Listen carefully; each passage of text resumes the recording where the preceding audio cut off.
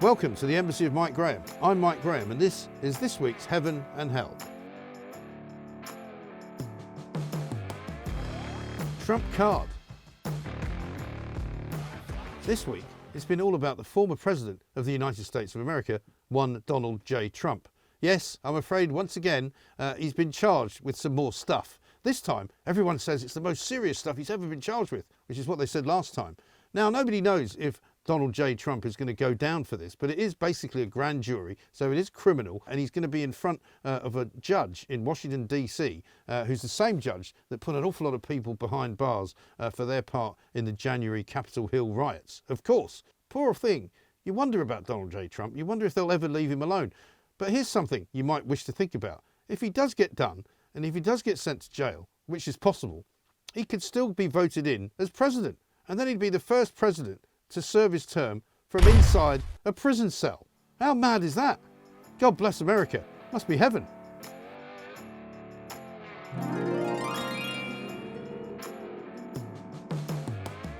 Bunch of hunts. You know that debanking scandal? Well, it's still going on.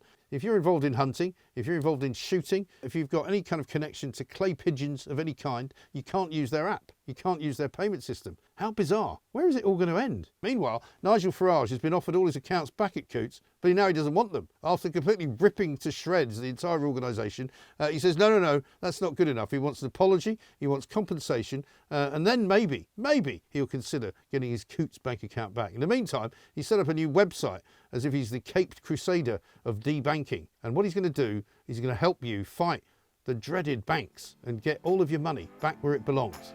It must be heaven.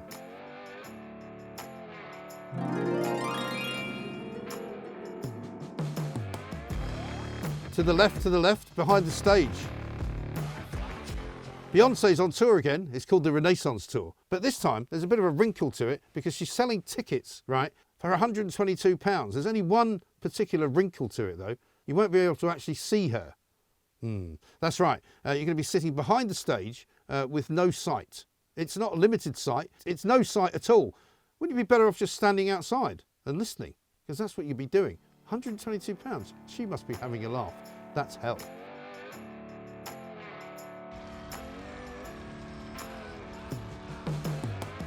A steak a day keeps the doctor away. If you're a vegetarian, you might enjoy your food more. You might even think you haven't got as much choice. But I'll tell you something you won't know, thanks to a study from Leeds University. If you are a vegetarian male, you've got a 50% more chance of breaking your hip. Now, I don't know why you'd be breaking your hip, but it could be you have to reach over something to get to the vegetarian produce in the supermarket, or it could be that you have to find your way to a vegetarian restaurant and you've got to chop over a few hedges or something like that. But anyway, if you eat a meal which has got meat in it, you're going to be healthier. I always said that. I always said that was the case. So if you are a meat eater, you're in heaven.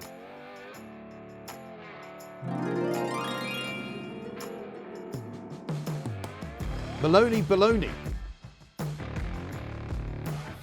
Do you know who Giorgia Bologna is? Yeah, no, I didn't really know either, but apparently she's the new Italian Prime Minister, the one that everybody said was dragging Italy to the right, because some people think she's not very keen on left-wingers. Well, she's not very keen on Placebo either, which is a band that I'm not that familiar with, but apparently their lead singer got up at a festival in Turin, in Italian as well, and spoke in Italian, called her a racist and a fascist, supposedly, after a particular expletive was used. We don't know whether that was an Italian expletive or a British one. But she's now saying she's going to sue him for calling her those nasty names. I mean, whatever happened to politicians having a thick skin? Blimey, if they started suing people in this country, they'd never get into the courts for anything else. So I think she should go to hell.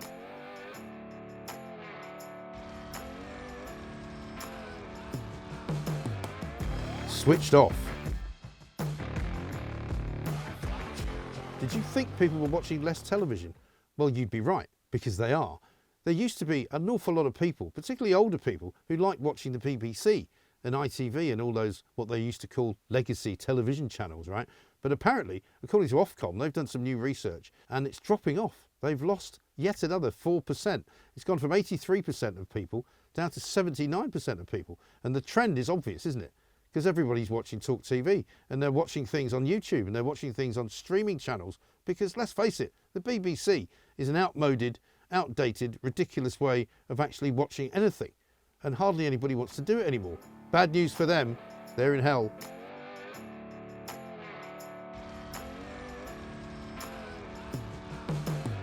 That was my heaven and hell for this week. Don't forget, join the Embassy of Mike Graham. Like it, share it and subscribe. We'll see you next time.